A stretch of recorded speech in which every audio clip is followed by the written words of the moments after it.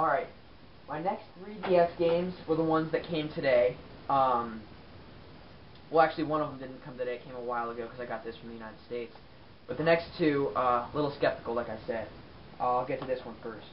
I have been wanting this game ever since the DS, pretty much, ever since this game came out. But it's a very, very hard game to find. I can't find it at any GameStop that I've been to. And I finally found a great price on eBay. I got it for $15. So I was really, happy about that, because I went on GameStop and they had it for $17.99, but it wasn't at a local GameStop near me, so got it on eBay, and that is Resident Evil Deadly Silence. I am so excited to play this. The first Resident Evil that I actually started playing was 4 on the Wii, and that game just blew me away. Like, shooters on the Wii aren't that great, but that game just blew me away. I played that game just for hours and hours on end. I would literally wake up at like 5 o'clock in the morning before school sometimes to play that game for like 45 minutes before school, and that's the only game that I've ever done that for. That game is just incredible. But after that I bought 5 for the 360, and that was okay. It wasn't exactly what I thought it was gonna be, but it was still a pretty decent game. So I figured I'd get this because I'm pretty sure this is like the original Resident Evil. It's just, a port for the DS. So I'm very excited to play this game. It got pretty decent reviews, but I'm just thrilled to play this. Turn off the lights, put in my headphones on my DS, and just crank the volume and play this at night. I'm really excited to play that. Resident Evil games are really great games, so excited to play that one. These next two, you guys probably won't be able to see from the camera, but the box art on these games is like really just weird looking. The ink on the the box art cover is just really dark, and the cases just feel really cheap and stuff. But the games are Mario and Luigi Bowser's Inside Story, and the reason why I was so skeptical to buy these games in the first place is because both of them, the one that I'll show you next, both of them were $14.99 free shipping, buy it now items. The person said they had more than 10 available from Hong Kong. So I was like, okay, I'm pretty much trying to screw myself over by purchasing this, but I thought, you know what, I'm going to go for it.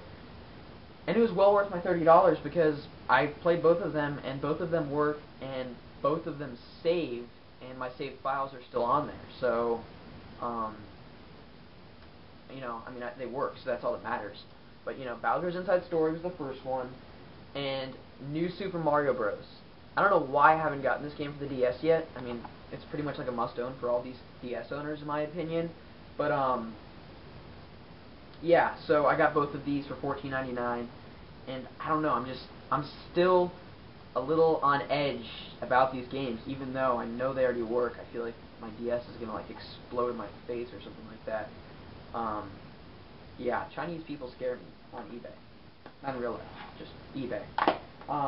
So yeah, that's all my DS stuff.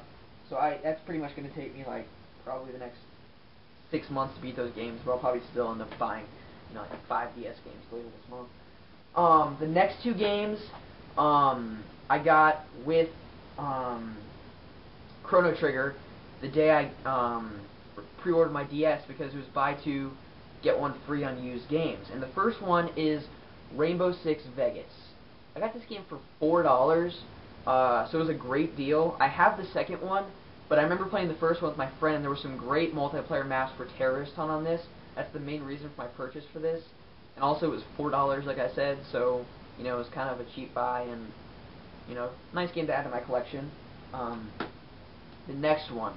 I've wanted this game ever since I got the 360, and when I found it off the shelf, it was just in a normal case. So when I took it up, the lady got my disc, and she put it in the limited edition packaging.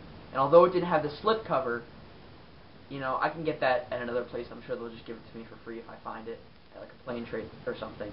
But that's Perfect Dark Zero. It's in this freaking sweet case. I don't even care if the game sucks. The case is freaking badass. I mean, came with the manual, both discs, the game, and it looks like Bonus DVD. Oh, that'll be interesting. Not really at all, probably. I'm not going to watch that. But yeah, so I'm really excited to play this game. The one for, obviously, N64. If you have not played that game, I mean, it was just so ahead of its time. You know, when GoldenEye came out, that game was obviously really great, but Perfect Dark, in my opinion, I think is a tad bit better, just because the graphics are so futuristic.